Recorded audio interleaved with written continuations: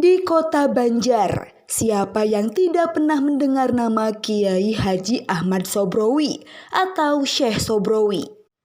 Salah satu ulama yang dikenal bukan hanya sebagai tokoh pemuka agama di sejumlah wilayah di Kabupaten Ciamis dan sekitarnya, namun juga sebagai salah satu sosok yang dikenal karena kewaliannya. Syekh Sobrowi atau menurut orang Sunda akrab disebut Mama Sobrowi diketahui berasal dari Bulus Pesantren, Kebumen, Jawa Tengah yang lahir di tahun 1917 dari pasangan Kiai Muhammad Zuriat dan Nyai Saikem. Syekh Sobrowi memiliki nama kecil yaitu Sanusi yang merupakan anak keempat dari 6 bersaudara. Tinggal di wilayah Desa Sukajadi, Kecamatan Pemarican, Kabupaten Ciamis, Sobrowi dengan istri pertamanya Khomsiah dikaruniai 7 orang anak. Namun, di pernikahannya yang kedua dengan Nurdiah tidak dikaruniai anak. Diambil dari berbagai sumber, Syekh Sobrowi dikenal sebagai murid yang rajin dan tekun dalam belajar. Hal ini dibuktikan setelah ia berhasil menamatkan sekolah rakyat atau SR di Cilacap, Jawa Tengah. Pasca tamat sekolah, ia melanjutkan pendidikannya di pondok pesantren selama 14 tahun. Pada tahun 1950, sepulang dari pesantren, ia mendirikan pondok pesantren yang mana santrinya banyak berasal dari Jawa Tengah. Namun sayangnya, pesantren yang didirikannya harus terhenti karena gangguan keamanan pada waktu itu. Sebagaimana ilmu yang didalaminya selama di pesantren yakni ilmu tasawuf, sekitar tahun 1967, Syekh Sobrowi mulai menekuni Thariqah Qadiriyah wa Naqsabandiyah dari Syekh Sanusi, Langensari, Banjar. Bahkan ia juga dikenal dengan murid yang taat kepada Syekh Sanusi Langensari. Diding Supriyadi, anak angkat Syekh Sobrowi menuturkan, selain menjadi murid dari Syekh Sanusi, Syekh Sobrowi juga saat itu datang ke wilayah Banjar yang terletak di Randegan, Desa Raharja, Kecamatan Purwaharja, karena adanya pembangunan masjid di sana. Seperti kebiasaannya setiap membangun masjid, Syekh Sobrowi selalu bermukim di mana masjid itu dibangun hingga selesai. Diding atau akrab dipanggil Oding menceritakan, pada dini hari sekitar pukul 24.00 waktu Indonesia Barat, Syekh Sobrowi berbincang-bincang dengan ajengan solihin di teras masjid. Setelah perbincangan selesai, mereka berdua kembali ke masing-masing tempat istirahatnya. Namun, saat ajengan solihin usai melaksanakan sholat subuh, ia melihat paving block di depan masjid tampak sudah dibetulkan oleh Syekh Sobrowi. Dan dilihatnya, Syekh Sobrowi akan mengambil air wudhu. Setelah selesai, Syekh Sobrowi justru terkulai lemas setibanya di pondokan. Tepat pukul 06.15 waktu Indonesia Barat, pada hari Selasa Pahing atau tepatnya 14 Zulhijjah 1418 Hijriah yang bertepatan dengan 22 April 1997, Syekh Sobrowi tutup usia di halaman Masjid Randegan yang juga dibangunnya. Sebagaimana amanatnya, beliau dimakamkan di sekitar masjid.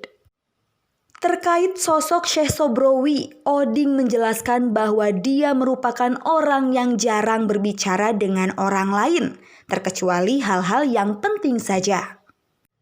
Bahkan ketika ia duduk bersama orang yang tengah membicarakan orang lain atau ghibah, tanpa basa-basi ia langsung pergi begitu saja. Beliau sangat sederhana orangnya dan juga sangat santun kepada orang lain.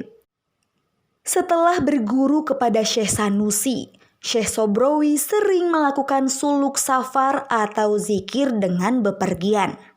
Selama perjalanan suluknya, zikirnya itu tidak pernah putus, seperti yang dinasihatkan Syekh Sobrowi kepada Oding selaku putra angkatnya.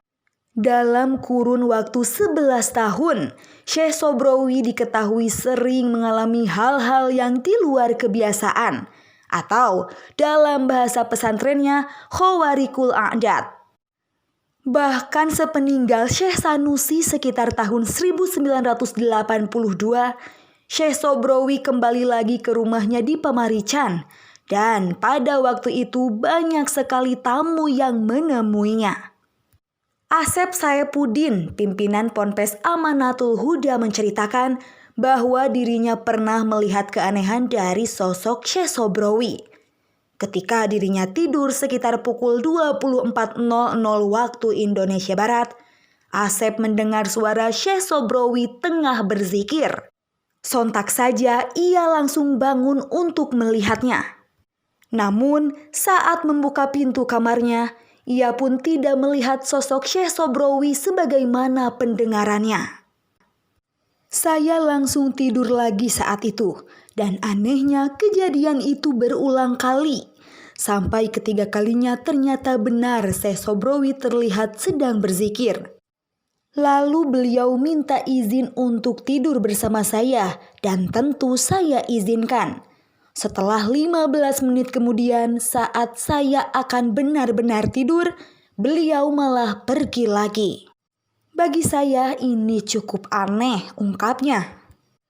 Tak hanya itu, kata Asep, dirinya juga sempat mendengar cerita bahwa Syekh Sobrowi menyalakan lampu patromak di siang bolong. Menurut penilaiannya, tanda-tanda tersebut sebagai simbol pada waktu itu banyaknya kezoliman.